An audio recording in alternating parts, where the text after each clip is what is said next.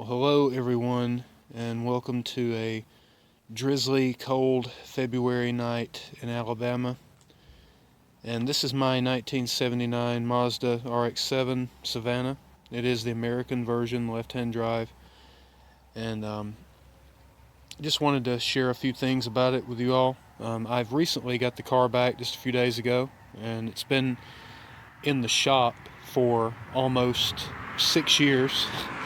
Getting a brake job done, and also a rear end put in it. And I think it's a rear end from a Dodge, but it was a project to say the least, and it turned into a 6-year ordeal. But that was partially due to my going through relationships and jobs and just life in general, and the recession, and a few other things that came up. But also the shop owner, which was my builder at the time, is a well-known rotary guy in the South, and he didn't let me wait on that redneck Jeep to go by. I actually have one of those too. Anyway, and just that they didn't work on the car. They let it sit there, and actually, ironically, the car belonged to my builder, and I traded a 93 FD for it. So pick your jaws up off the floor. Yes, I did. The car was a salvage title, and it was a split title between Alabama and Georgia, meaning that according to our laws here, we have to have a license to rebuild the car in order to get a title for it, which I did not. But my builder did, and he offered to trade this car to me, and I went to his house. It was in the garage under a cover, and I fell in love with it at first sight, and I said yes. And the car was in much better condition at that time, and it was very prominent online around 2009 to 2011, and in the southern car scene, around Tennessee and Alabama and Georgia. We took it all over the place, and it was very popular online in the forums, as sort of a staple of just a clean footprint or a blueprint to go with for a first-gen Rx-7. And I had pretty much left it alone. I did a few things to it. It had a OEM set of Inky 92s that were zero offset and fit perfectly on the car. They were 4x110, and I painted them red, the center's red, and it really made the car pop. And eventually I painted them this anodized blue color, and I should have polished them, but at the time, the colored wheels were in, and but I left the rest of the car alone in terms of the body. And I went through a few engine variants. The original 12A that was in there was just, it was on its last leg, and my builder offered me an engine that was it was a 12A that had been street ported and had a Camden supercharger on it. And the supercharger was not capable of spinning as fast as the engine, and they're very rare. You don't see them much on rotaries anyway. But it was so cool. It sounded so neat. But will you hush? You don't belong here. You belong to the neighbor. Go away. But the engine was blown, and he asked me if I would pay to have it rebuilt, and he'd trade me some stuff, and I said sure. So he rebuilt the engine, took the supercharger off, and I traded the Holly 4-barrel that was on there for a DeLordo setup. And I'll just show you this here.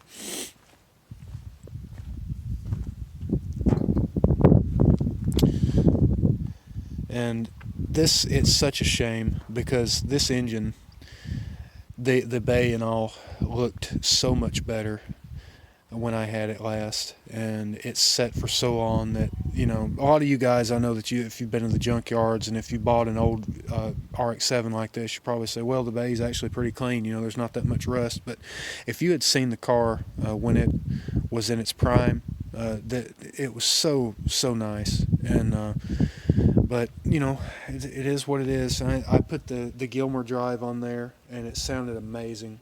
We rolled up to the Import Alliance in Nashville. I think it was 2011. The engine had just been completed with a fresh street poured and thrown in the car. It was a little bit unfinished, but um, we rolled up to the famous La Quinta, the La Quinta Inn, and we there was like, I don't know, maybe 200 rooms there, and there was like over 500 people out there. It was crazy. There might have been more than that. People jumping off the balconies into the pool.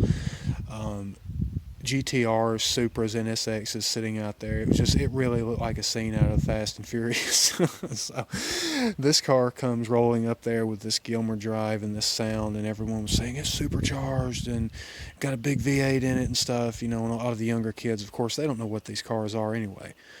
And that's one thing about, you know, trading the FD for it. You know, I love FDs. I love all the RX-7s and the FC as well. I've had a bunch of those. Had Turbo 2s and GXL. And the thing is, just something about the first gen to me is just so much more raw and pure. It invokes a lot of the like the 60s era. Just to me, the way the design is, like the old Porsches and stuff, and it really resonated with me at that time, and even now, you know, as I'm older, it really does. And I don't regret trading the FD for it. I can always get another FD if I want. But this car, you know, they're becoming pretty rare and harder to find, especially without them being rust buckets. And this one, thankfully, has set. It's set for 6 years, but it doesn't have a lot of rust. And underneath, it looks pretty good. Most of it is just surface rust, and that can all be repaired. I'm gonna take all of this out and redo the engine bay, and I'll show you the interior. I'm gonna probably gonna take these mirrors off as well and do the fender mirrors. And I'm finding them, actually, like, they were impossible to find 10 years ago, and now on eBay you can actually get them from like Singapore or something. You know, they're knockoffs, but they're basically the same thing as the OEMs. So if I look up and get an OEM set, that'll be cool too. But it looks like somebody has tried to break in the car here, unfortunately. Get away from the car. Don't get in there. I'm gonna have to do some new door sills here, but I took the Nardi steering wheel out. I'll show you that in a moment. It's sitting there and had a lot of sun damage to it, but the interior actually is okay. The dash cover's still good, and the seats, you know, they had been recently recovered when I got the car, but the carpet had not been put in, so I'm going to have to do that and just refinish a bit of the interior. It's not bad at all.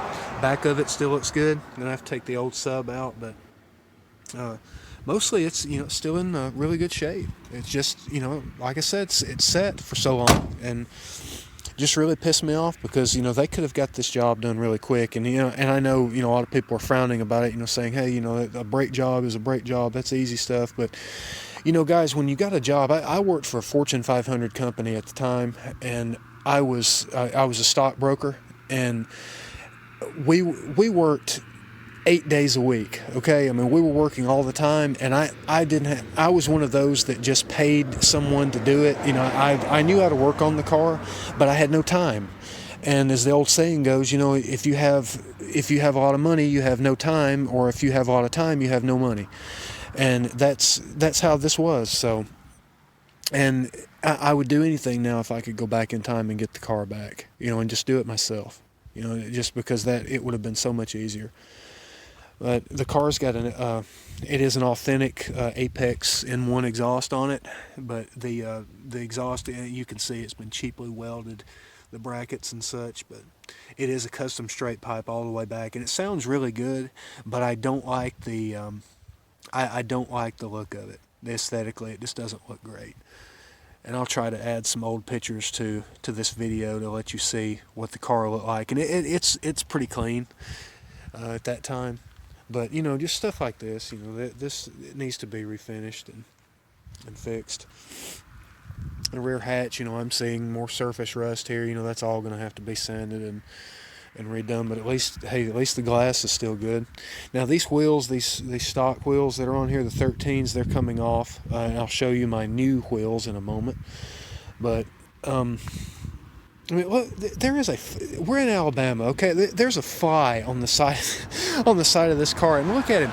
He is sitting here freezing to death. You miserable little bastard. Yeah, these are coming off. They had put they put the wheels on here just to absorb the flat spots supposedly, and I've got to get the Inky 92s back. By the way, I want to keep those, and but yeah, the rest of the body is really straight. The only gripe that I have, other than having to redo the trim and stuff, is gonna be up front. This once again, this was all perfect. It was all nice, but they had a guy on a lawnmower cleaning up the place at the shop supposedly, and he ran into the side of the car there and did this damage to it, which is it's a pretty easy fix as long as I can find the parts. They're getting really rare and hard to find. As far as I know, they don't make them new anymore, and so that's another problem in itself.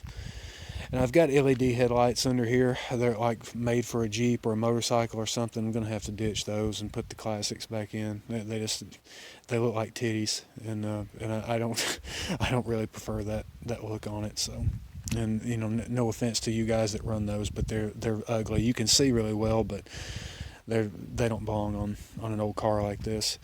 Now this front bumper piece here, that can be recovered probably or replaced. I mean, well, this is not going to be recovered due to the rust, but I'll have an aluminum piece made so I can put the rubber back on there.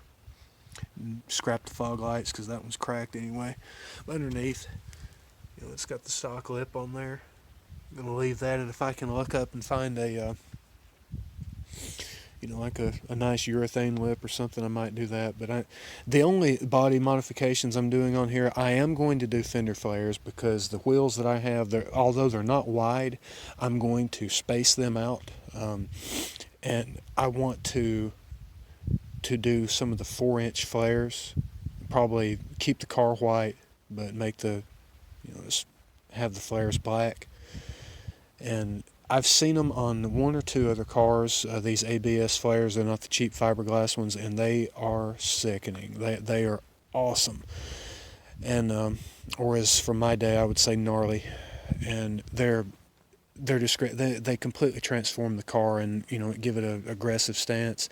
But aside from that, I don't want to go any other than a spoiler. I do have the OEM flush mount spoiler to go in the back. I've had it for like 15 years, and one of my friends had it to paint it for me, and he's still got it. So I'm gonna have to get that back from him and let him know I actually still have the car. But the louvers that go on the trunk, I might source some of those, just see how it looks. If I don't like it, I'll take them off.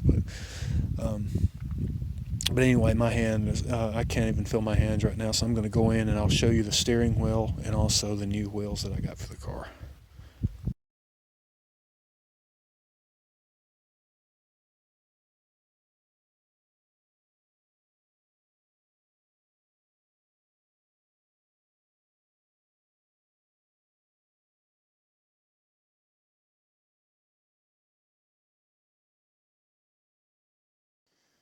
Oh, great! Yeah, so you're waiting on me and the neighbor's dog. That's wonderful. Okay, so as you can see, now for those of you at home, you can have 5 seconds to guess what these are. All right, time's up. These are a set of vintage Hayashi commands, and it's funny. I saw online an old brochure. There's a website, and I'll try to link it in the description, but there is a website that has the descriptions of these wheels, and there is actually a brochure that has these on a 79 RX-7, and these are actually made for that car. And it's amazing. It's so nostalgic to see it, and I never thought I would find a set like this. And lo and behold, Facebook Marketplace came through, and my good friend Sean messaged me and said that he had found the set. He sent me the link to him, and don't bite her neck. Get the hell out of here. Get. he sent me the link, and I was blown away. I didn't care about the widths. You know, they're 13 by 6, and so you know it's modest, but they are 3-piece, and I can get new lips or do custom barrels. You know, might give the guys at Barrel Bros a call. You know, see if they can help me out. I don't really want to convert these to a 1-piece or a 2-piece wheel. I would really like to keep them 3-piece if I can. Got the other ones over here, and one of them is has been painted. The center had been painted black, but actually there is a special edition version of these wheels that the centers were all black. Now this one's been spray painted or something, so I know it's not that edition wheel, but I think it was called the BXR version. So that was really cool. And just to, you know, if you guys are into rare wheels and stuff, you know, like the old school stuff, these are like, well, let me tell you, my love, my girlfriend, all right, she lives here at the studio with me, and she was not happy when she found out that I was about to go get these. And because, you know, well, you know, in life you have priorities, and this was like, you know, I was acting like a child, you know, in a candy store. So, but I had to have them, you know, I'm sorry, you know, it's just, that's the way it is. And a big shout out to Ben for these wheels from Georgia. You know, I really appreciate the deal you gave me on them. And I hope to do some more business with you in the future too, with other Rx-7 stuff. But these are 4x110, by the way, and will just bolt right up. And so I'm really happy about that. And what you're hearing beneath me here is our chickens somewhere. Yeah, I'm in Alabama. Okay, you know, we do stuff like this. And for those of you that might hate on this, get your own chickens. It's free eggs. All you have to do is feed them. We're building a coop for these anyway, so they're going to be outside and out of our hair, but eventually, they're not big enough yet. But anyway, back to the wheels. I'm going to flip the centers, most likely, and see what kind of a offset that gives me, the way it looks on the car. Gonna scrap the tires, do a little bit lower profile, probably a 195, and maybe a 60, something like that, I don't know. Not too familiar with the 13s and how they look, but I don't want to go full ricer and put rubber bands on them. Sorry, I don't want to be dumped all the way to the ground. You know, guys, that hella fuss shit, that's 2010, okay? And yes, I'm probably going to dump the car at some point just to look at it and see how it goes, but I'm not going to be driving around with it that way. You don't do that, those classic cars like that. And look, if it's your thing to ride around in a rust bucket and have it halfway done or something like that, look, I know how it is to have a really low budget, but I don't want that for this car. You know, I want to restore it the way it was and, you know, make it even nicer. And hopefully, you know, one day if I sell it or whatever, make a profit off of it. But anyway, I don't want to rant about that. I'm not a hater. You know, I'm happy to see them on the road at all. You know, especially the rotaries. You know, I know the guys, it seems like a cop-out to do the V8s in them and stuff, but, you know, it's hard to find someone that'll work on a rotary, and then teaching yourself, it's expensive. You know, finding the parts and stuff, so, you know, that's another thing in itself. But, you know, we're going to do this together, and I want you guys to come along with me and help me, give me some pointers here, because I know my RX-7s, I know my parts, but there's things, you know, I learn new things every day, and I'm happy for any feedback you can give me and any support, you know, constructive criticism, sure. You know, and if you guys don't like my accent, you know, screw off. You know, I'm from Alabama, so I'm sorry about that.